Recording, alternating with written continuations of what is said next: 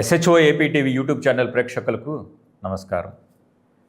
గత 48 సంవత్సరాలుగా చిత్రకళా రంగానికి విశేషంగా సేవలు అందిస్తున్నారు వినుకొండ పట్టణానికి చెందినటువంటి బొడ్డుచెర్ల ప్రసాదరావు గారు.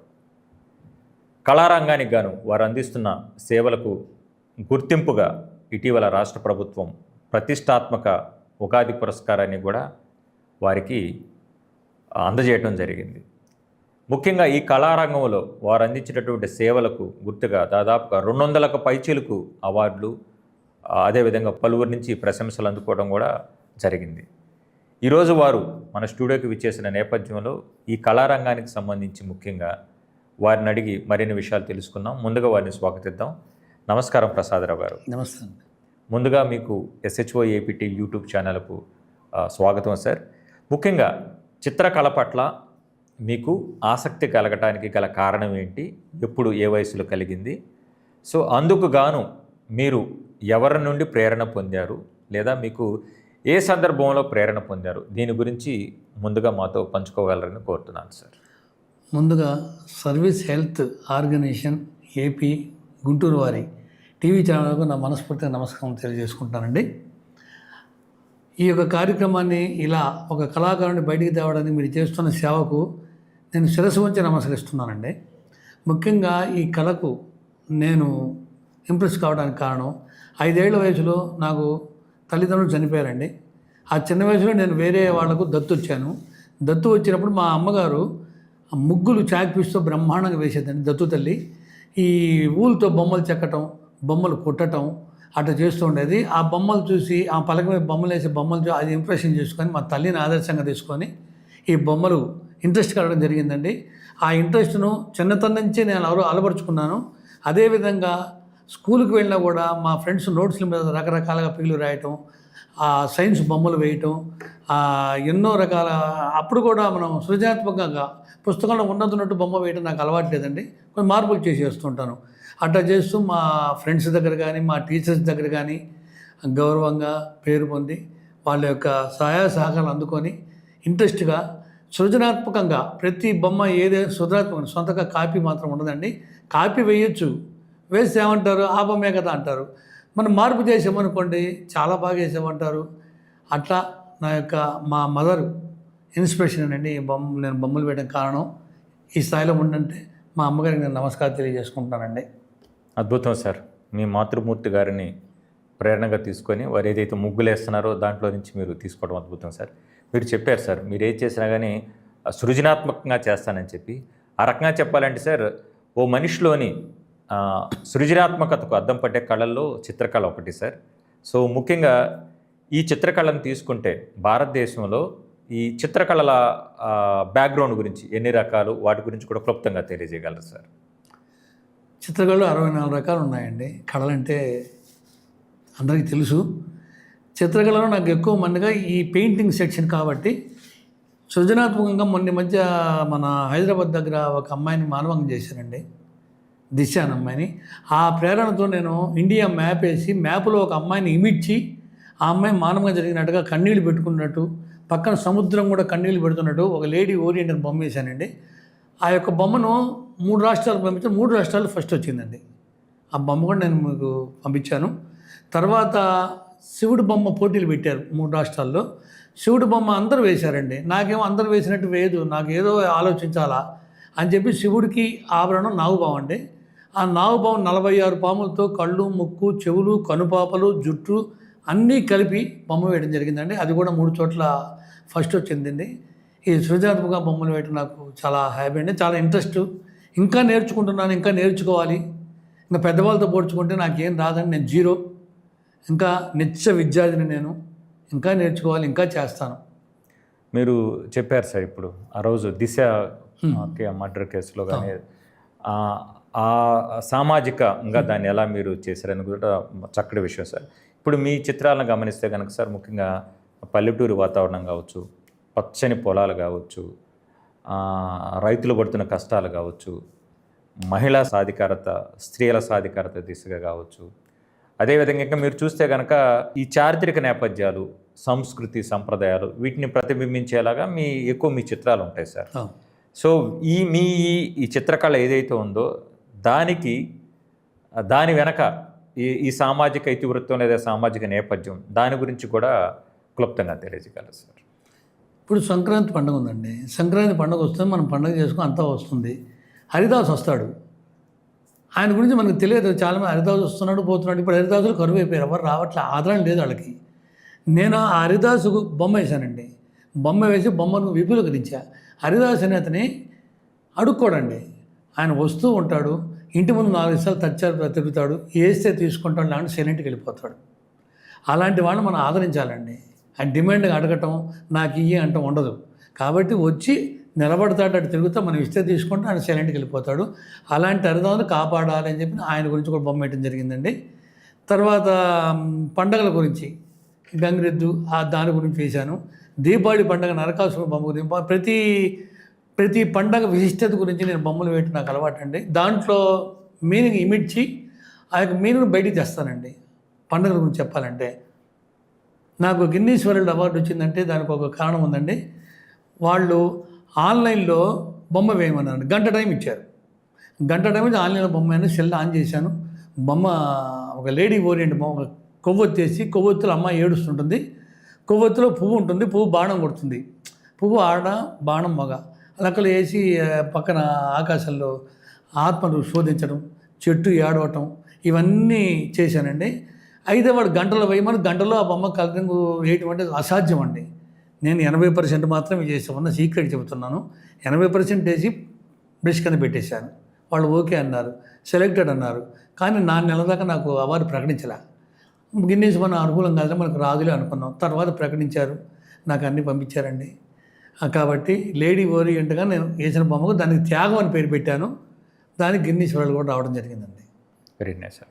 ముఖ్యంగా సార్, పల్నాటి జీవనశైలిని ప్రతిబింబిస్తూనే రూప సౌభాగ్యదాయని వంటి విభిన్న చిత్రాలను వేయటంలో మీకు మీరే సాటి సార్. ఆ దిశగా కూడా మీరు మీ టాలెంట్ని చాటుకున్నారు సార్.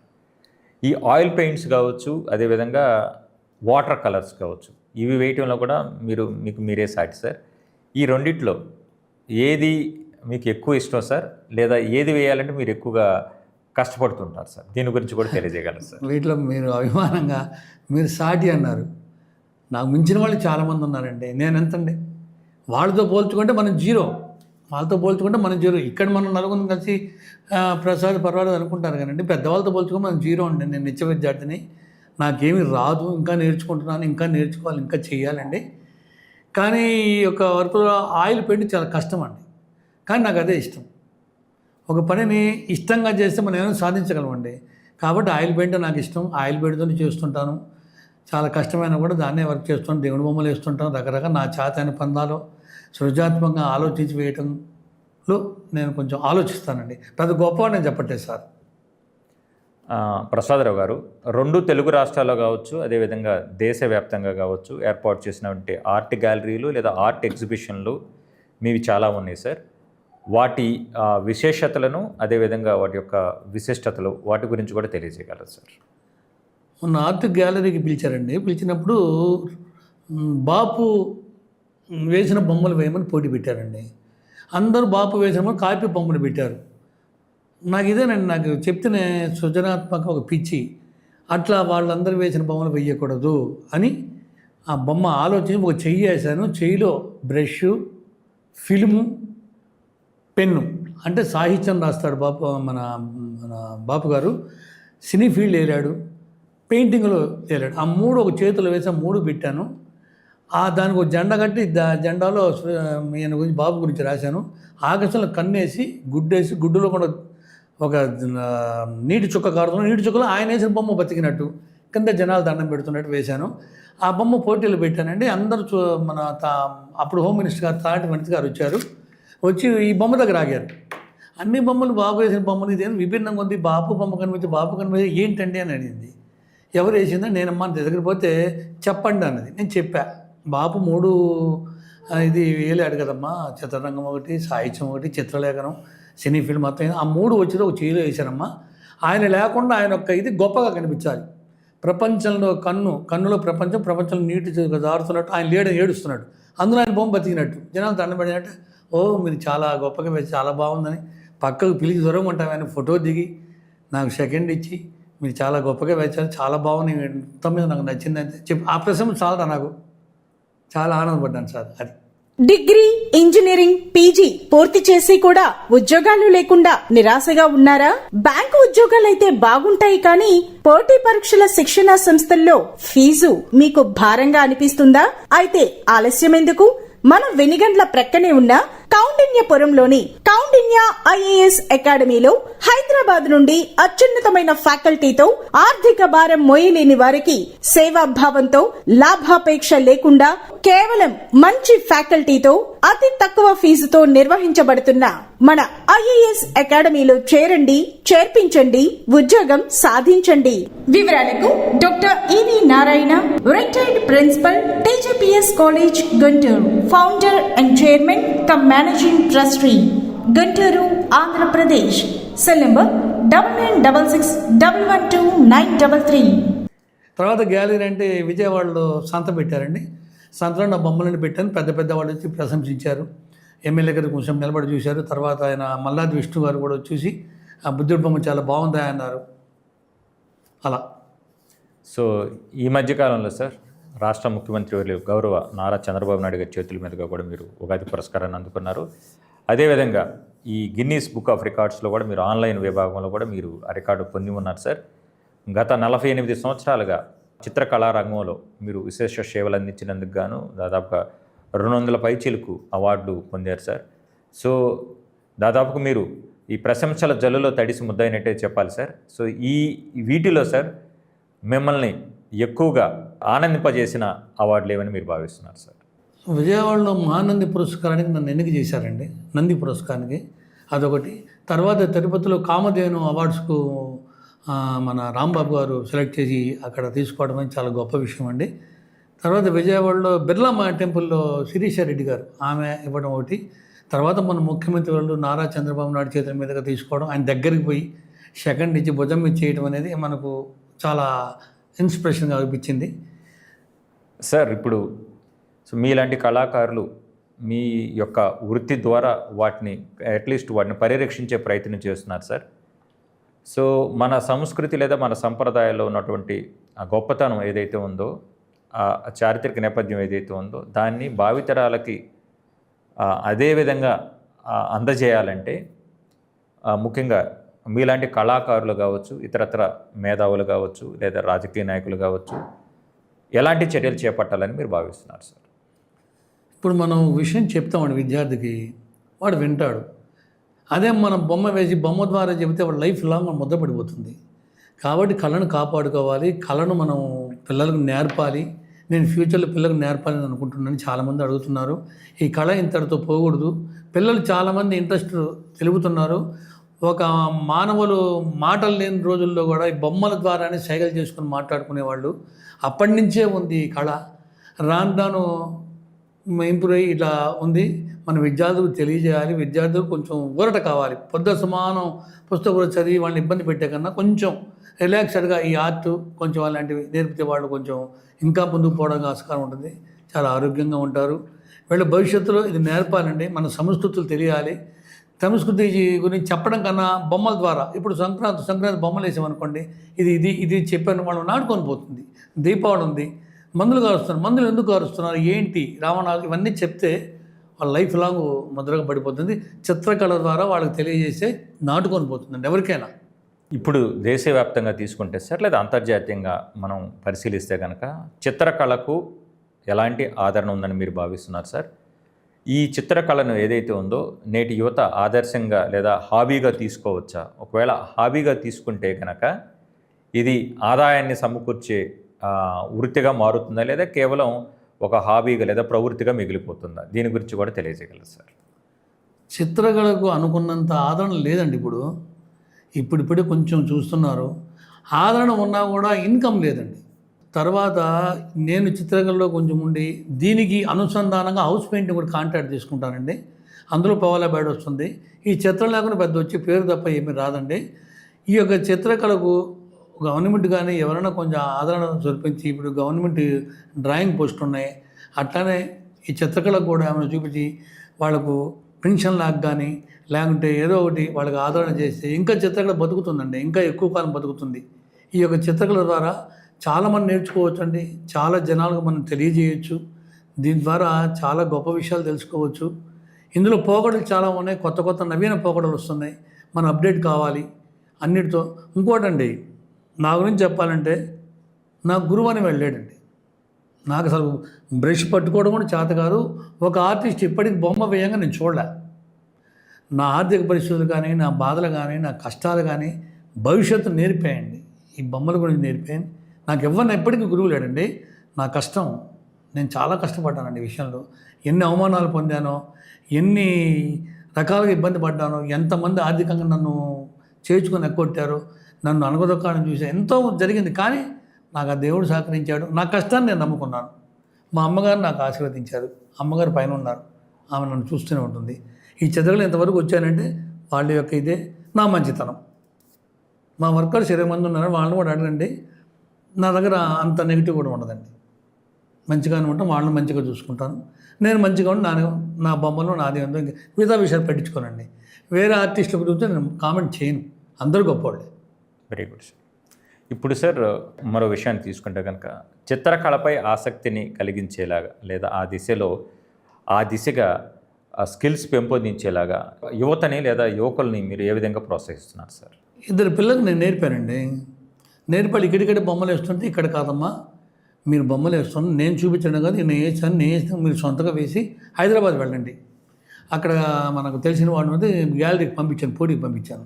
అక్కడికి పోతే వీళ్ళ బొమ్మలు చిన్నపోయి సార్ మీరు పంచడం మంచిది ఏంటి, పోటీ కంటే ఇట్లా ఉండాలి నాకు తెలిసింది, అందుకని పంపించానమాట. తర్వాత మళ్ళీ వాళ్ళు వచ్చి బొమ్మలు వేసి మళ్ళీ పోటీకి అవార్డు కూడా తీసుకున్నారండి.